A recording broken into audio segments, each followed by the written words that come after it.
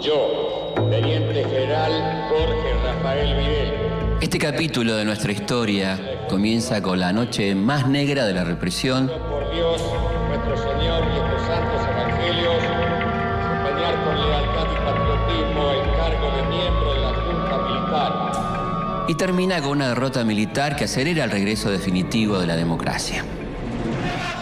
Buenos Aires.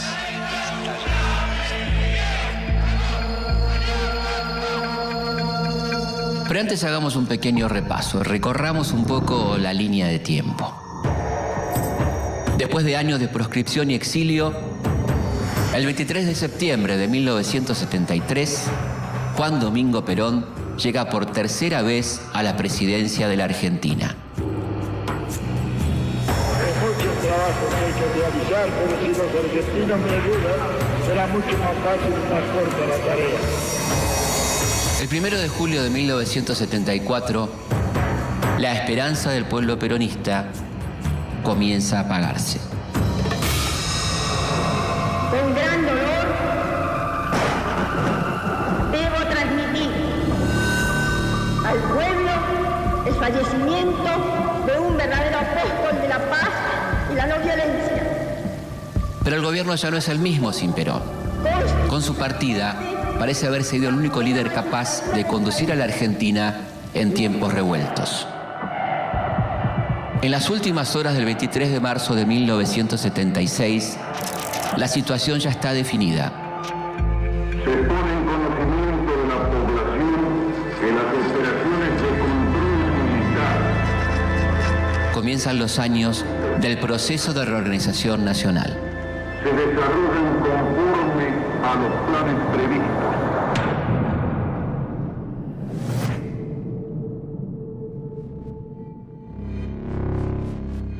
Comunicado número 1 de la Junta Militar. Comunica a la población que a partir de la fecha el país se encuentra bajo el control operacional de la Junta Militar. El 24 de marzo de 1976, un nuevo golpe cívico-militar asalta al poder. Pero esta vez es un golpe distinto a los anteriores. Se recomienda a todos los habitantes el estricto acatamiento a las disposiciones y directivas que emanen de autoridad militar, de seguridad o policial. Por primera vez, las tres Fuerzas Armadas, Ejército, Marina y Fuerza Aérea, van a actuar en conjunto, es decir, se van a repartir el poder y van a reprimir las tres por igual. Así como extremar el cuidado en evitar acciones y actitudes individuales o de grupo que puedan exigir la intervención drástica del personal en operación.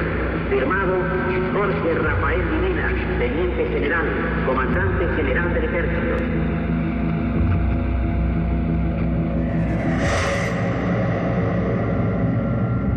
El golpe es un final casi anunciado para el gobierno de Isabel Perón, que desde hace un año está totalmente hackeado por la crisis política y económica.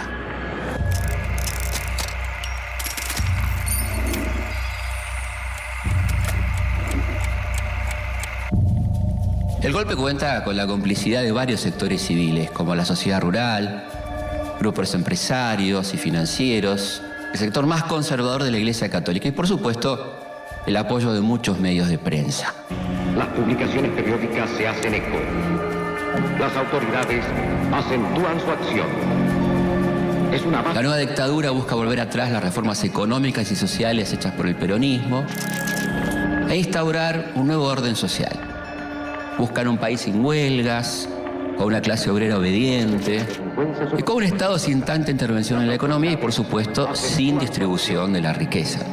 Es una vasta contraofensiva de las fuerzas legales. El gobierno del llamado proceso de reorganización nacional es asumido por una junta de comandantes de las tres armas. Todavía no tienen un presidente, pero ya hay dos militares que se disputan ese cargo. Jorge Rafael Videla, nacido en Mercedes en 1925, católico ferviente y padre de 7 hijos, por su mirada esmirreada y sus rasgos afilados, el ingenio popular lo bautiza rápidamente como la Pantera Rosa. Videla, junto con Roberto Viola, pertenecen al llamado sector liberal de la dictadura que supuestamente busca una salida democrática. A diferencia de Viola, Videla no tiene demasiado carisma ni ideas políticas propias. Por otro lado está Emilio Eduardo Macera, el negro, Cero, como lo llaman por su nombre de guerra, es el personaje más oscuro e intrigante de la dictadura. Es marino, un arma, recordemos, rabiosamente antiperonista. Al igual que muchos oficiales, viajó a Panamá y a Washington para entrenarse en la guerra antisubversiva, donde adquirió conocimientos que puso en práctica desde su principal centro de operaciones, el tristemente célebre Casino de Oficiales de la Escuela de Mecánica de la Armada. Declarará juramento como presidente de la Nación Argentina ante los integrantes de la Junta Militar. Yo, Teniente General Jorge Rafael Videla. El 29 de marzo de 1976, Videla es designado presidente provisional. Nuestro Señor y estos santos evangelios, desempeñar con lealtad y patriotismo el cargo de miembro de la Junta Militar. A partir de ese momento, Macera va a rivalizar permanentemente con él. Para 1976, las organizaciones guerrilleras están derrotadas militarmente. El operativo Independencia y el fracaso de la toma del batallón Domingo Viejo Bueno de Montechingolo fueron un golpe mortal para el ERP. Mientras que muchos de los cuadros activos de Montoneros están librados a su suerte. Pero la nueva dictadura va a usar la lucha antisubversiva como excusa para disciplinar a la sociedad a sangre y fuego. El propio Videla expone sin eufemismo los principios de su gobierno. Fue menester continuar la lucha contra la subversión, con una concepción global de la misma y hasta su total aniquilamiento. Es por estos días que la palabra subversivo se extiende a todo aquel que no esté de acuerdo con la dictadura, como por ejemplo estudiantes, trabajadores, artistas, sindicalistas. Volvimos a sentirnos argentinos en un marco de seguridad. Si miramos a nuestro alrededor, vamos a darnos cuenta que muchas cosas han cambiado después de aquel 24 de marzo. La Junta llega a un nivel tan alto de censura que considera subversiva la matemática moderna y ordena el secuestro y quema de libros solo por tener en su título la palabra Cuba. Argentina recupera su histórico camino de libertad. Como por ejemplo el famoso manual de física La Cuba electrolítica o un ensayo sobre el cubismo. Las autoridades acentúan su acción. Es una vasta contraofensiva de las fuerzas legales.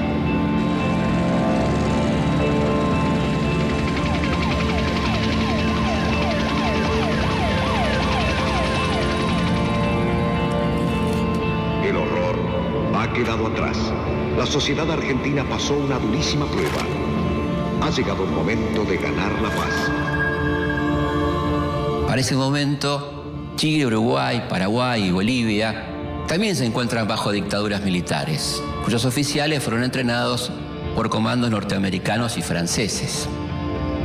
Comme toujours, les termes du problème sont, primo, l'adversaire, secondo, les moyens de le détruire. Este entrenamiento incluye la instalación de campos de concentración clandestinos, donde se secuestra y tortura a los detenidos. Antes del 24 de marzo de 1976, el desencuentro y los intereses de sector fomentaban el desorden y la anarquía. Usted lo vivió. Recuerde y compare. Para llevar adelante este plan, la Junta Militar divide el país en distintas zonas, subzonas y áreas. En las principales guarniciones militares, comisarías y edificios de las Fuerzas Armadas se montan centros clandestinos de detención, con salas de tortura y amplios espacios para alojar a los cientos de secuestrados que ingresan todos los días a la feroz maquinaria represiva.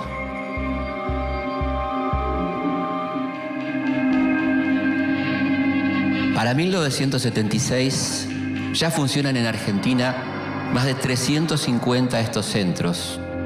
Los más activos son la Escuela de Mecánica de la Armada, el Vesubio, la Perla, la D2 de Córdoba y la Escuelita de Famaillá en la provincia de Tucumán. Las detenciones, mejor dicho, los secuestros, se hacen en forma absolutamente clandestina e ilegal.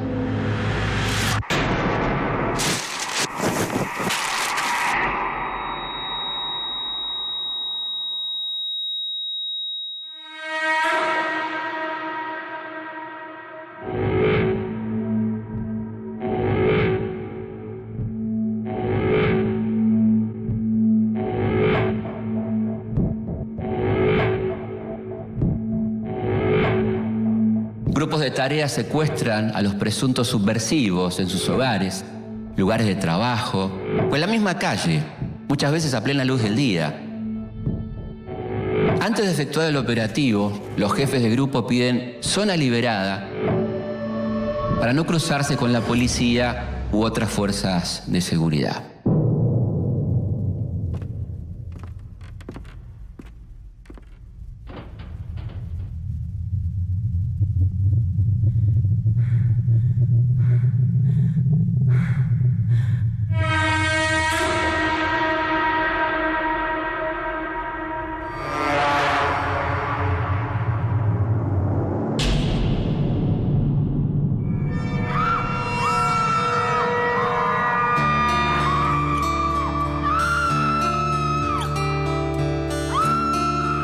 Una vez secuestrado el detenido desaparecido, es llevado a uno de los tantos centros clandestinos de detención, donde se lo tortura durante horas.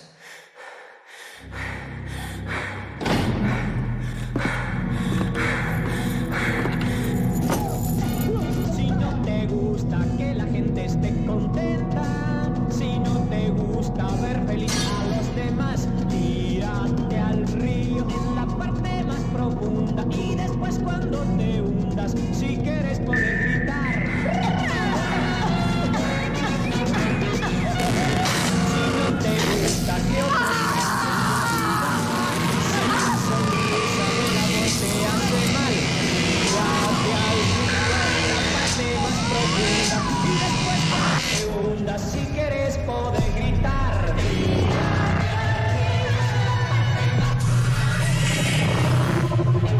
si quieres poder gritar.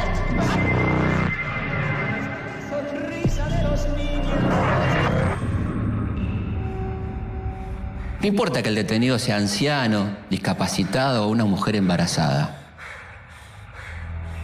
El fin de estos interrogatorios es obtener los nombres de otros supuestos subversivos, que también van a ser secuestrados y torturados.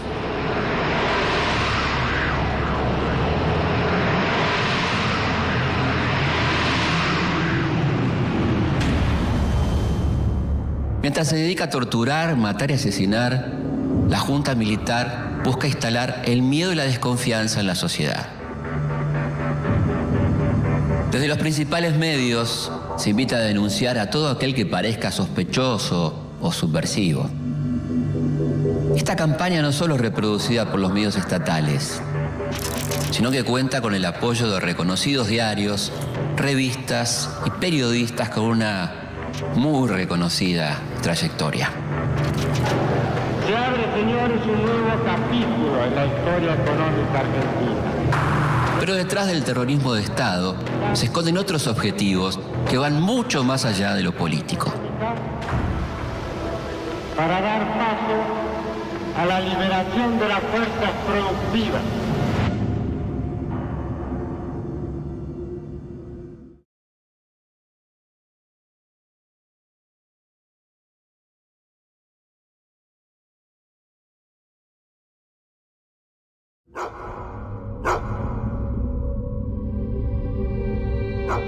Las Fuerzas Armadas inician el proceso de reorganización de la República.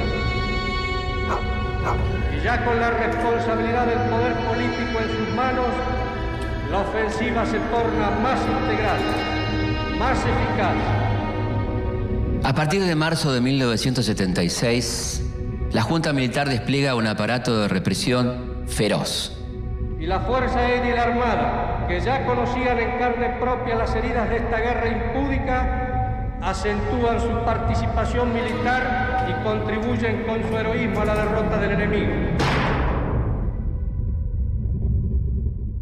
El país está bajo un estricto estado de sitio.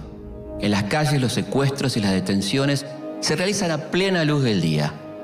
Todas las reuniones públicas están prohibidas. La cultura atraviesa un periodo de oscuridad. Nuestros mejores actores, directores, músicos y escritores están censurados. Muchos se van al exilio y en algunos casos también son secuestrados y asesinados. Ni al cine se puede ir, ya que las buenas películas están totalmente mutiladas o directamente prohibidas. Y las salas están saturadas de comedias familiares que elogian el accionar de las Fuerzas Armadas. De las cosas del pasado, no todas han sido mejor. Por eso hay que tener en memoria y jamás regresar al dolor. La dictadura asalta el poder con la excusa de combatir la subversión. Pero detrás hay un plan económico muy claro. Comerciar con todos los países y proyectar nuestra singularidad como Estado soberano, sin desvirtuaciones extremistas o demagógicas. Desde antes del golpe, se viene reuniendo un grupo de economistas liberales que se hacen llamar el Grupo Perrot. ¿Pero quién es Perrot? Jaime Perrot es un abogado e intelectual que oficia como líder de este grupo que busca reestructurar la economía argentina. Uno de los miembros de este grupo es designado por Videla como nuevo ministro de Economía.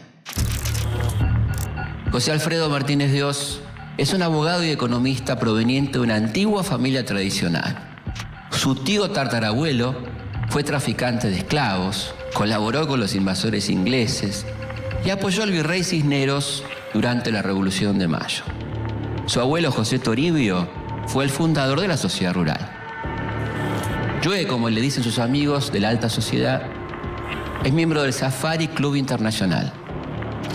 El día que Videla lo llama para asumir como ministro, Joe está cazando leones y elefantes en Kenia, en África. Para Martínez de Oz hay dos grandes males que impiden el desarrollo del país. Una clase obrera demasiado demandante e indisciplinada, protegida por sindicatos con mucha influencia, y una industria nacional, según él, ineficiente y poco competitiva, que depende del mercado interno del subsidio estatal. Para Martínez de Oz, hay que dejar a la economía argentina totalmente librada a los designios del mercado y el capital especulativo. Se abre, señores, un nuevo capítulo en la historia económica argentina. El nuevo ministro asume el 2 de abril de 1976 y ya de entrada pretende arrancar de raíz los últimos 30 años de modelo de desarrollo peronista. Con una inflación anual del 450%, suspende las paritarias, congela los salarios y elimina el control de precios, lo que es un verdadero desastre para el bolsillo de los trabajadores. También corta con el proteccionismo a la industria nacional y elimina las retenciones a las exportaciones agropecuarias, lo que por supuesto beneficia directamente a los sectores más poderosos del campo. Bajo el lema achicar el Estado es agrandar la nación, Martínez de Oz comienza a desmantelar el sector público y para poner freno a la inflación comienza a tomar deuda y reduce la emisión monetaria. Hemos dado vuelta una hoja del intervencionismo estatizante y agobiante de la actividad económica para dar paso a la liberación de las fuerzas productivas. Las políticas brutales de Martínez de Oz son solo posibles por el apoyo de Videla, que se siente personalmente identificado con su ministro. Un plan así solo puede ser impuesto por medio del terror. El plan económico no solo es impopular entre la gente común, sino que reaviva las internas dentro de las Fuerzas Armadas. El principal crítico en ese sector es el almirante Macera. Pero Macera no está solo. Con él está el ala dura del ejército, representado por Carlos Guillermo Suárez Mason y Luciano Benjamín Menéndez. Todos ellos dirigen los campos de concentración más crueles de la dictadura. Pero sin duda, el más temible de todos es la ESMA, comandado por Macera y dirigida por el vicealmirante Chamorro y el capitán Jorge Acosta, más conocido como el Tigre. En la ESMA se lleva a cabo una de las estrategias más siniestras del terrorismo de Estado. Los detenidos son cada vez más y la orden es que todos sean eliminados. Así como en otros siglos ha habido pestes que flagelaron al mundo durante mucho tiempo, así parece la humanidad de hoy asistir a una novedosa y alucinante epidemia, la voluntad de matar. Ocultar tantos cuerpos es imposible, por lo que se inventa el método del traslado. El método consiste en sedar al detenido, subirlo a un avión y arrojarlo al Río de la Plata. Los vuelos de la muerte tienen la finalidad de deshacerse de los cuerpos de los detenidos, ya que para la visión de la dictadura, sin cuerpos no hay pruebas y sin pruebas no hay delito. Es verdad, pero no toda la verdad, que esto es una guerra entre la libertad y la tiranía. Lo cierto, lo absolutamente cierto, es que aquí y en todo el mundo, en estos momentos, luchan los que están a favor de la muerte y los que estamos a favor de la vida.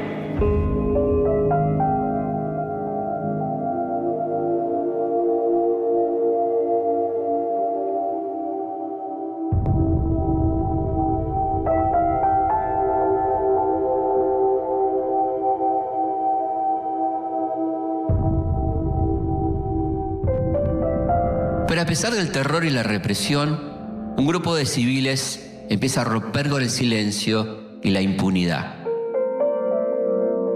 Muchos familiares de secuestrados comienzan a recorrer las comisarías, juzgados y oficinas públicas en busca de información. Generalmente son madres cuyos hijos están desaparecidos.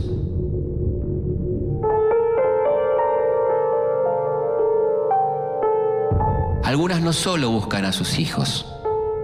Existen muchos casos de mujeres desaparecidas que al momento de su secuestro estaban embarazadas.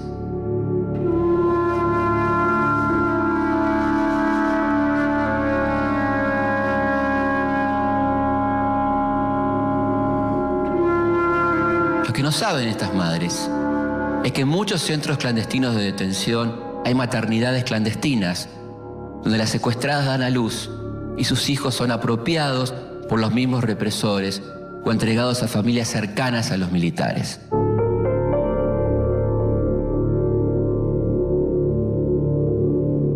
Nosotros solamente queremos saber dónde están nuestros hijos, vivos o muertos. No sabemos si están enfermos, si tienen frío, si tienen hambre. Pronto la búsqueda individual se convierte en colectiva. Mi hija estaba embarazada de 5 meses cuando se la llevaron. Mi nieto tiene que haber nacido en agosto del año pasado. El 30 de abril de 1977, distintas madres de desaparecidos se encuentran espontáneamente en la Plaza de Mayo. ¿Qué pasa, señora? Queremos nuestros hijos, que nos digan dónde están, por lo menos. Mi hijo hoy hace 15 meses. ¿Dónde están los bebés? Saber dónde están. No que los ¿por qué no nos dicen a nosotros? Vamos, señores, circulando, por favor, vamos circulando. Como las reuniones están prohibidas, las madres comienzan a moverse en círculos alrededor de la pirámide, que así nacen las rondas de las madres de Plaza de Mayo. Yo le digo, si esas madres se hubieran preocupado por sus hijos de la misma forma que se preocupan hoy, no estarían lamentando la desaparición de sus hijos. El reclamo de los familiares de los desaparecidos comienza a inquietar a los militares, sobre todo porque comienzan a recibir la atención de periodistas extranjeros. Por eso les rogamos a ustedes, son nuestra última esperanza. Por favor, Ayúdennos, por favor. Son nuestra última esperanza. El gobierno dice que ustedes son mentirosas. ¿Nosotros somos mentirosas? ¿Qué? ¿Estamos mintiendo de que los hijos desaparecieron? Está todo comprobado. En el Palacio de Justicia están todos los testimonios. En el Ministerio de... Tal es el caso del diario Buenos Aires Herald, el diario de la comunidad británica argentina. El Herald es uno de los pocos medios que toca el tema de los desaparecidos. El estar escrito en inglés y contar con la protección de la embajada británica le da cierta inmunidad. En la Argentina de Videla, la verdad solo puede leerse en otro idioma. Pero mientras sea desaparecido, no puede tener ningún tratamiento especial. Es un incógnito, es un desaparecido. No tiene entidad, no está. Ni muerto ni vivo, está desaparecido. Y así, mientras las madres inician su camino de lucha desde el interior de la ESMA, comienza a planearse una operación secreta que va a ser un duro golpe para este grupo que recién comienza a organizarse.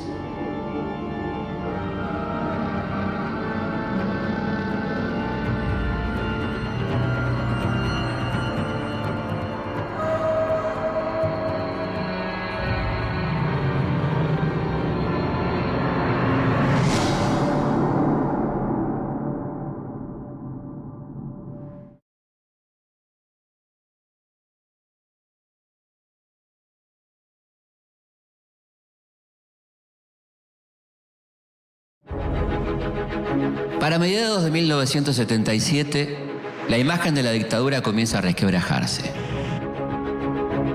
Martínez de Horno termina de controlar la inflación que alcanza un 400% anual. En Estados Unidos, el nuevo presidente demócrata, James Carter, condena la violación de los derechos humanos y presiona al gobierno de Videla para que regularice su situación.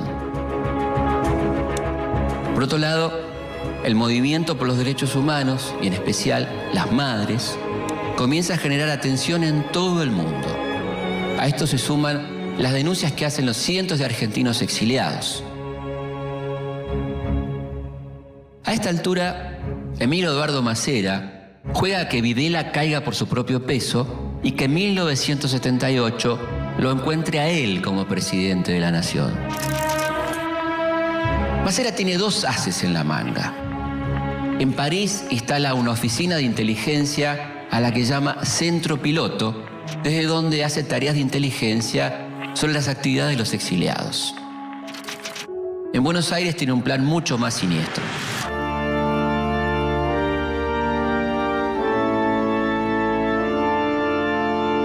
Un joven oficial de la Armada es elegido para infiltrarse en las rondas de las madres de Plaza de Mayo. El infiltrado va a actuar con una identidad falsa. Gustavo Niño se presenta ante las madres de Plaza de Mayo como el hermano de un desaparecido. Durante varias semanas las acompaña a sus actividades hasta ganarse su confianza.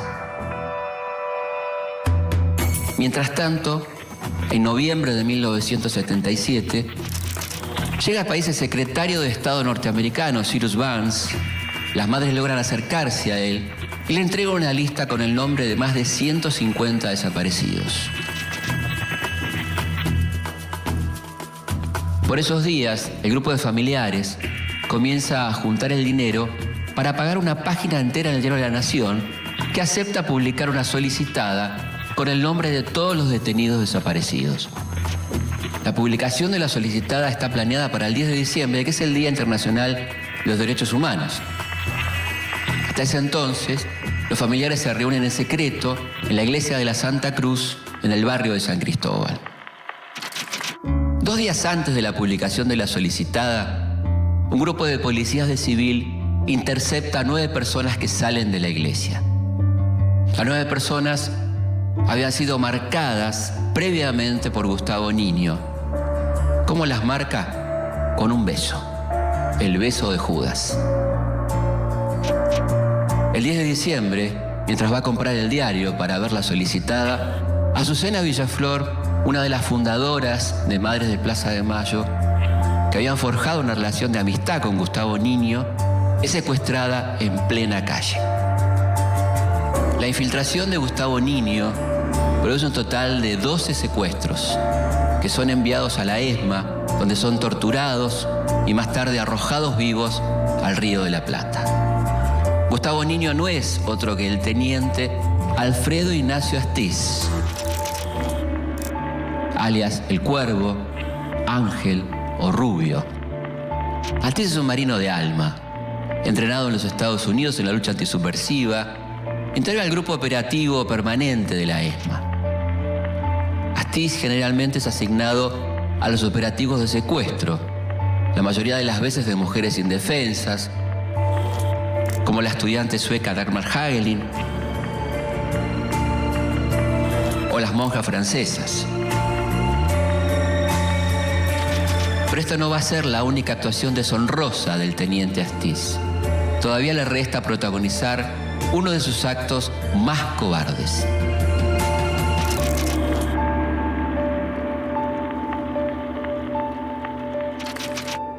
El gobierno ajustará su acción a la solución pragmática de los grandes problemas económicos.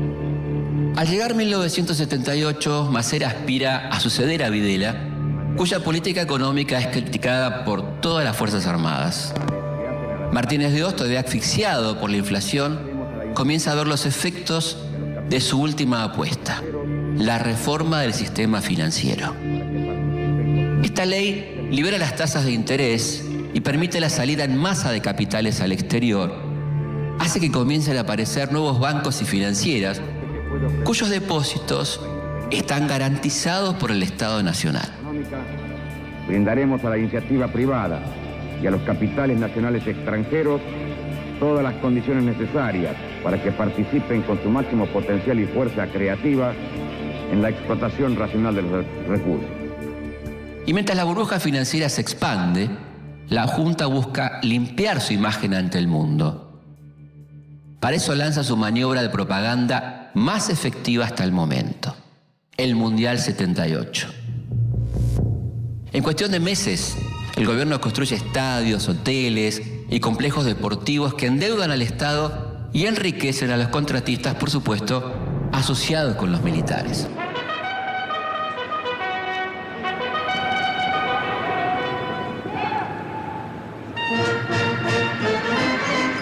Acompañados por los medios de comunicación, los militares despliegan un arsenal propagandístico para construir la imagen de una Argentina en orden, con un clima de fiesta, alejada del terror que denuncian los organismos de derechos humanos. Es la verdadera manifestación de un país que recibe al mundo rápidamente con el orden y disciplina de la conciencia y accionar. Una palabra se dibuja en el campo de juego. Argentina 78. Con el triunfo de la selección, los argentinos vuelven a las calles. El grito de Argentina y el flamear de millones de banderas nos sirvió para descubrir que éramos y somos uno. La dictadura utiliza la alegría deportiva a su favor y exhibe las manifestaciones como señales de apoyo a su gobierno. Mundial 78. Una muestra de lo que los argentinos somos capaces de hacer. Argentina. Voluntad de los argentinos.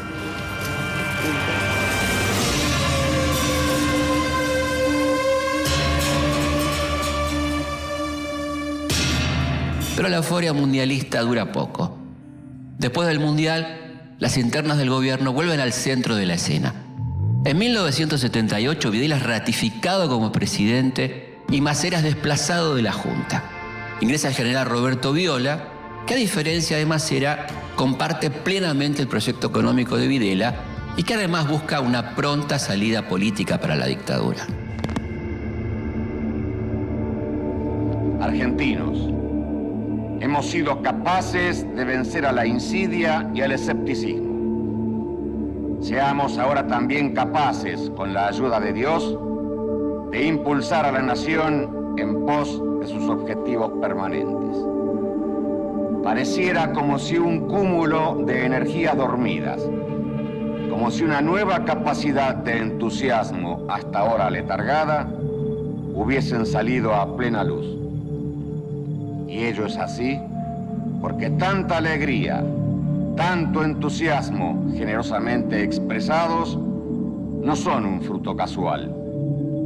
Responden, en definitiva, al profundo anhelo de unión nacional que sentimos todos los argentinos.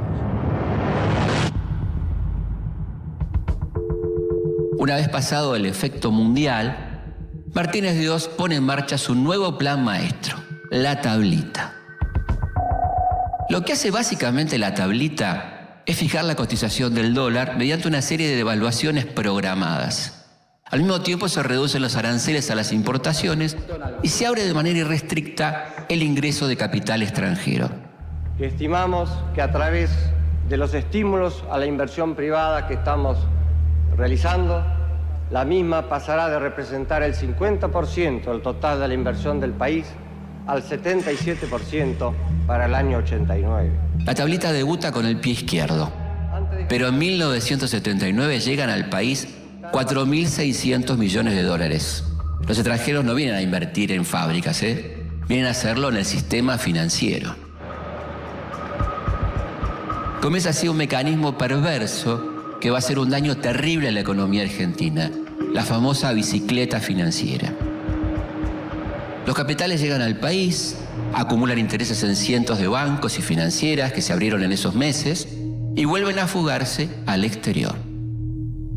Sin embargo, el precio del dólar genera un amplio consenso en la clase media que se dedica a comprar productos importados.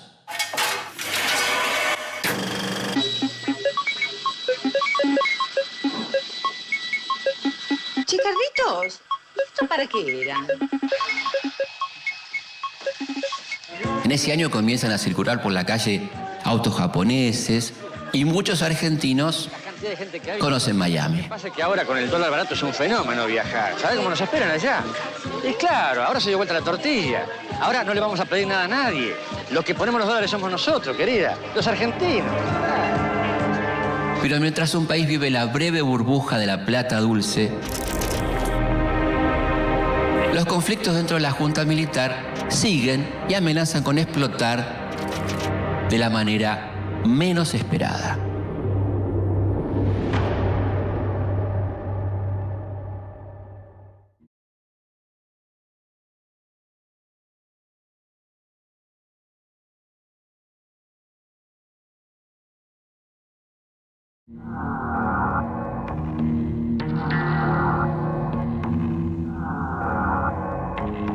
Para 1979, el gobierno militar todavía goza de los efectos de la burbuja financiera y del dólar barato.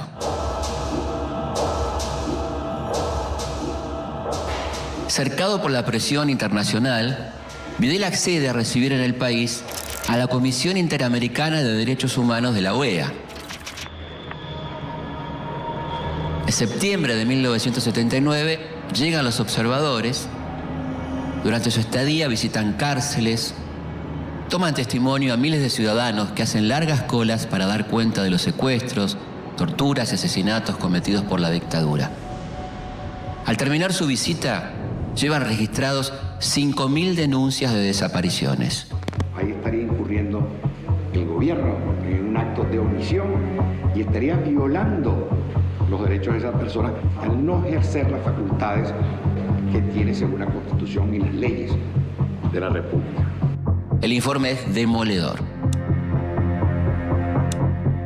Para combatir su efecto, durante los festejos por el triunfo del equipo argentino en el Mundial Juvenil de Japón, la Junta reparte miles de calcomanías con el lema «Los argentinos somos derechos y humanos».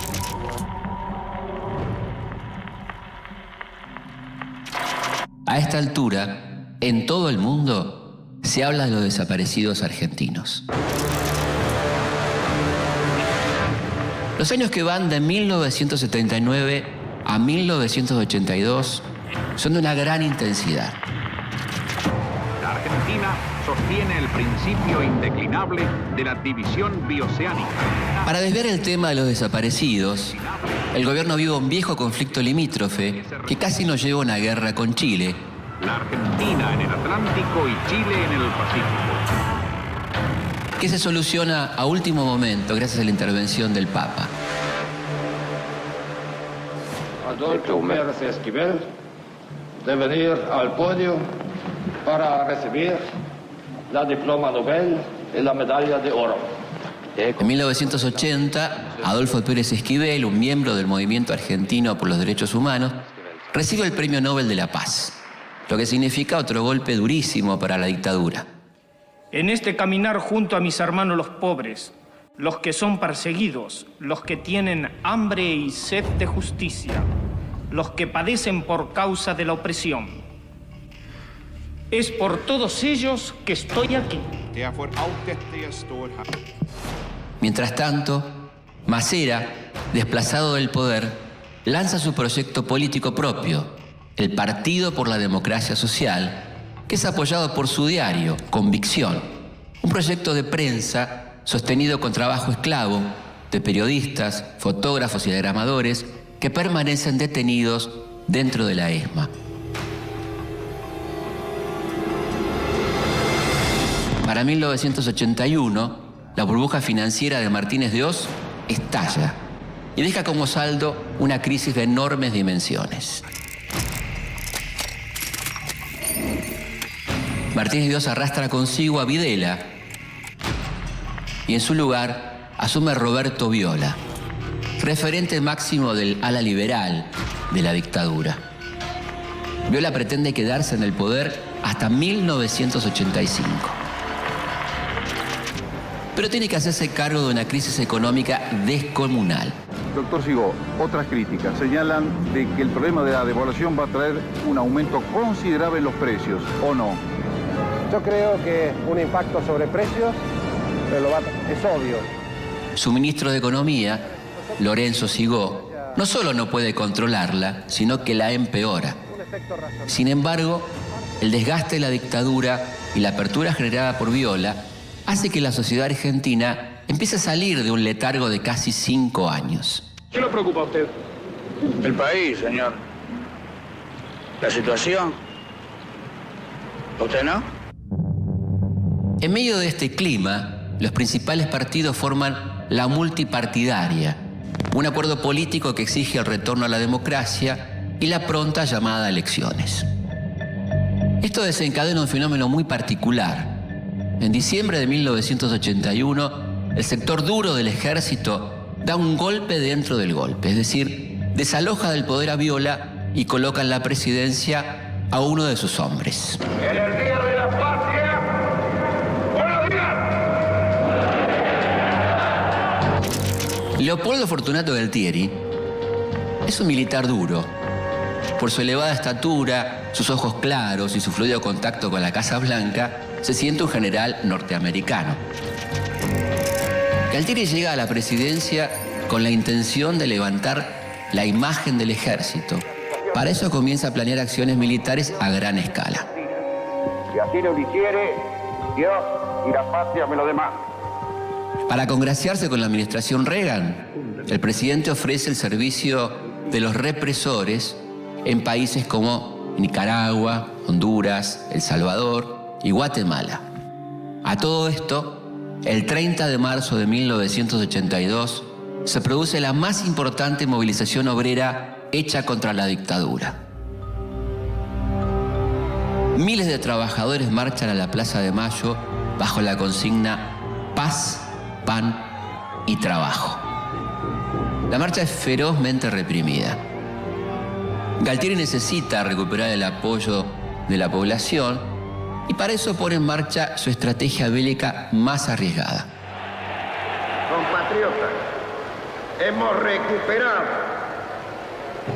sin rencores, pero con la firmeza que las circunstancias exigen, las islas australes que integran por legítimo derecho el patrimonio nacional.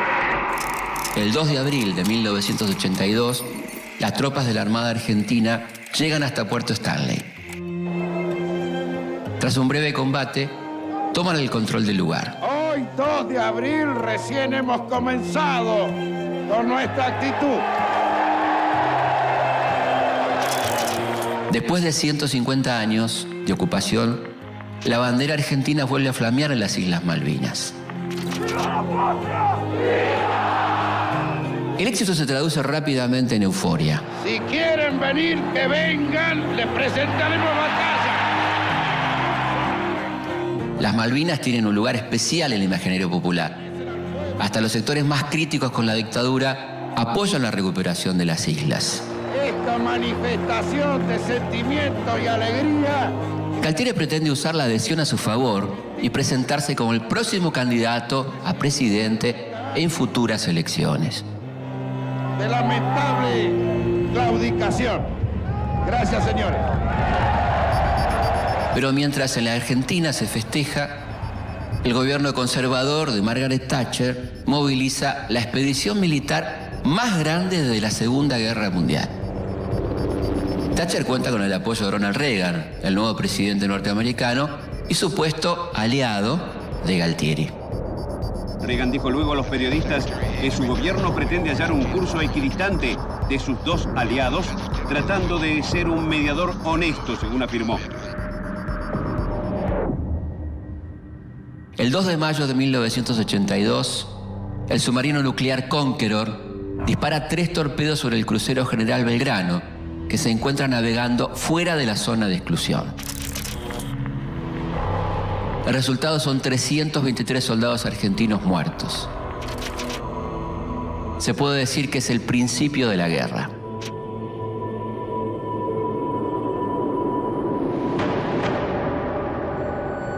Pronto la superioridad bélica y la experiencia de combate de los británicos comienza a hacer estragos en la tropa argentina, que a pesar de su poco entrenamiento y su inferioridad de recursos defiende sus posiciones con un valor que sorprende a sus propios enemigos. Al igual que durante el Mundial de Fútbol, el sentimiento nacional vuelve a ser manipulado. Con noticias muchas veces falsas, los medios de comunicación construyen una guerra victoriosa muy distinta a lo que pasa en la realidad. Voy a decir que son flores que nos pueden ayudar a ganar esa guerra. Hasta así ayudamos, con esa flor también estamos ayudando a ganar esta guerra que tenemos que ganar. Salga a la calle, busque una de las alcancías, véngase hasta Argentina Televisora Color, haga algo. Conmovidos por la labor heroica de los soldados, el país entero se moviliza y desde el gobierno se organizan colectas solidarias para enviarles víveres y hasta dinero que nunca llegan a destino. 8:23 de la mañana se repite el ataque contra Puerto Argentino con mucha mayor intensidad. Ahora el tiroteo es mucho más intenso y se ve que además otro de los blancos es el mercante argentino que está en la bahía. Después de más de 40 días de intenso combate, las tropas británicas recuperan el control de las islas. El 14 de junio de 1982, el comando argentino se rinde. Para ese momento, 649 argentinos habían muerto en combate. Pero esta no es la peor herida. A lo largo de los años, cientos de excombatientes se van a quitar la vida por los traumas que les dejó la guerra.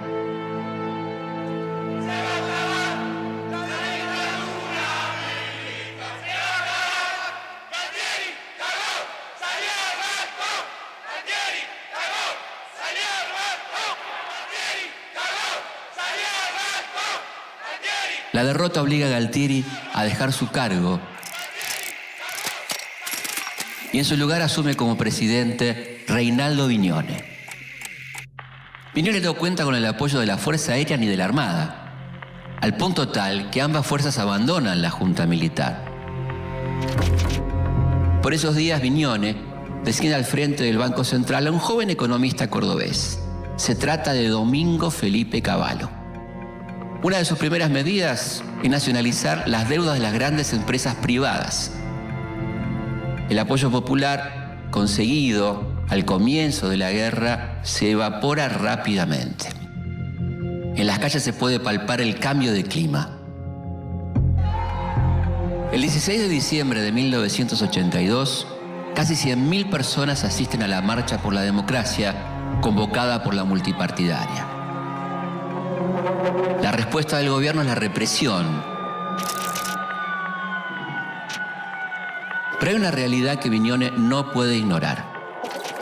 Es así que en los últimos días de 1982 anuncia el llamado a elecciones. La fecha elegida para los comicios es el 30 de octubre del año siguiente. Después de 7 años de represión y silencio, la política vuelve a las calles. Los militares aprovechan la situación para intentar su última jugada. En los primeros meses de 1983, Viñoles decreta la destrucción de todos los archivos que existen sobre el secuestro, la tortura y la desaparición de personas. No podemos fallarle más a nuestro pueblo. El último fracaso nos llevó a este periodo tremendo de la historia argentina. El tema sobre juzgar o no a los militares se vuelve una de las principales discusiones de campaña y va torciendo la balanza a favor del candidato radical Raúl Alfonsín. Vinieron a decirnos que traían la paz y nos metieron en la guerra y en una represión atroz e ilegal. Pocos días antes de las elecciones, el gobierno dicta la ley 22.924, que establece una amnistía para todos los miembros de las Fuerzas Armadas que participaron en la represión ilegal.